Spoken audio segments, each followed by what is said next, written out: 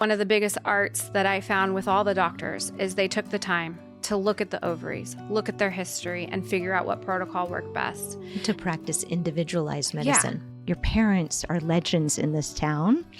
Your mom was the iconic female fertility specialist, Joyce Vargas, who is not with us anymore, but I feel like she is the mastermind behind this podcast, behind seedfertility.com, behind so many successful outcomes that have come through my office and California Fertility Partners. And you were a little baby who was raised in that whole environment, as were my kids. But at that point, IVF was already something. But when you were a baby, they were like cloning you, let me hear it from you. When I was a baby, I think my first debut as a newborn to the world was on CNN. What? There's an interview of my mom, my dad, and I was a mere probably maybe 6 weeks old, a couple months old. And they were interviewing my parents about the birth of the first IVF baby, and then subsequently, then my dad followed. And my mom was so nervous. She brought a bottle to feed me. And halfway through the interview, the bottle kind of traveled up my nose. And she was just so nervous to be on camera. But yeah, it was a trip growing up with two pioneers in the field, and also just being in Los Angeles at the time. It was a time where there were no laws on media, there would be an HIPAA, right? So I remember my dad saying, I was doing an ultrasound on a patient, and all of a sudden, the camera just walked right into the exam room and just had no problems asking questions. But yeah, it was, and then obviously growing up as a teenager in a field where there was a lot of talk of hormone and conceiving. Yeah, I can't imagine being at your dinner table at night, right? Like here's the couple that have made the first human being from a frozen embryo. That's your parents, but you have no idea what that's about. And they're trying to parent you. Joyce made such a funny joke one time. We were at a fertility party, and I said, how's Ashley and how are the kids? And she said, well, upbringing and genetics aside, they're fine. Yeah, that's typical mom. I know. It was crazy. I mean, when I was little and I didn't understand really what they did, there would be dinner parties with previous patients, and those previous patients would happen to be parents at the elementary school I went to. And I remember my parents getting a phone call from my teacher because I walked into the room and I pointed at my friend and I said, my daddy got your mommy pregnant.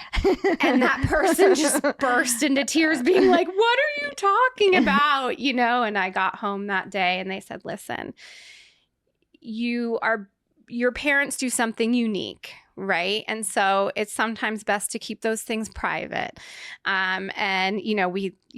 The parent of that child did get a good laugh, because she was pregnant. But I definitely had a different understanding of IVF at a young age. Mm-hmm. I think what is funny is when I was 11, I was really obsessed with getting a period and the reproductive system. That's got to be true for you, right? The first time I got my period, it literally was like a party. My mom was just like, I'm so excited for you. And, immediately started talking about having babies. And I was like, what is going on?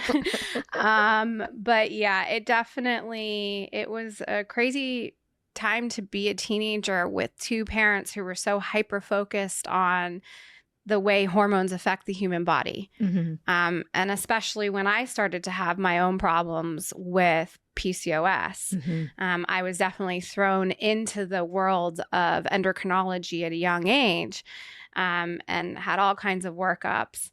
Did that give you a feeling of they think something's wrong with me? Oh, yeah. I mean, there was definitely...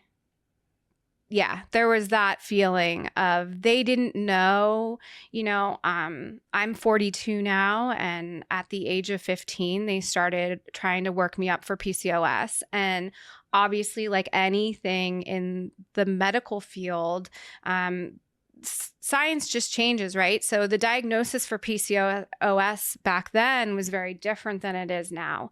A lot of times with PCOS now, diagnosis is based on symptomatology. Oftentimes those women's voices back then weren't heard or understood, inappropriate weight gain, amenorrhea. They were looking for more concrete ways to diagnose PCOS. In addition to doing like fasting insulin resistant tests with glucose, they at one point were doing all kinds of radiologic CT scans of my adrenal glands because at one time they thought it was Cushing's. So it went down a rabbit hole kind of fast. Wow. And so what were they chasing after? You had irregular cycles? And inappropriate weight gain and just kind of, a little bit of hirsutism. I never had really bad acne, but irregular cycles, all of it. Mm-hmm. I remember one of the first things that Joyce said to me when, like, soon after we met was, "Oh, you will have to help my daughter. She has PCOS." Yeah. And I was like, "How old is she?" She was like, "She's 19. Yeah. She was my biggest supporter because it did really instill some fear in me. And she said, "Don't worry, baby. Like, we'll get you pregnant." She's like, sometimes the PCOS patients are easier to get pregnant because they're high responders. And I'm looking at her like, what is she saying? English, please, Mom. Like, I was like, okay. But yeah, I mean, both my mom and dad really, they came to a lot of doctor's appointments with me. I think they tried to at first navigate it themselves. And then they really kind of went outside. Were they giving you like Clomid or metformin? No, in the beginning it wasn't even metformin yet. Glucophage. That came, it came later, but they really were worried because they really were worried about my cortisol levels and potentially having adrenal hyperplasia. So they kind of referred out to a doctor's at Cedars, and we wanted to rule that out first. And back then they had me on dexamethasone. Oh, wow. I know. Mm-hmm. So that was a wicked, vicious cycle. I was on dexamethasone for a long time, but it's kind of funny. You're like a lab rat. I know. Sort of. I know. And, I'm thinking with that adrenal upregulation, it's probably, I mean, I don't want to diagnose you, but from the Chinese medicine perspective, we see the nervous system and the kidneys, and it's all kind of going together, and the stress at home, because my kids can attest to, I get a text message and it's a miscarriage, or I get a text message and it's a $40,000 cycle, didn't work out. And so I can only imagine what kind of scrutiny maybe they were under as they were doing this medicine, this field that hadn't been declared. And there was a lot of pressure too, because I was like, I want to fix it now. And can you imagine that being their firstborn and feeling like they maybe are failing me? It was hard. And then once we kind of figured everything out, everything was regulated with birth control pills and metformin. And I just kind of became an advocate for myself with PCOS, and kind of learned a lot about it just based really truly off my symptoms. Like, I didn't need a textbook to explain it, you know? And I think now if you talk to other women with PCOS, there's not a clear, firm way to diagnose it, but there's a lot of underlying symptoms that were often dismissed. And I'm really happy for all of the attention that PCOS has gotten now, and ways that women can get help with it.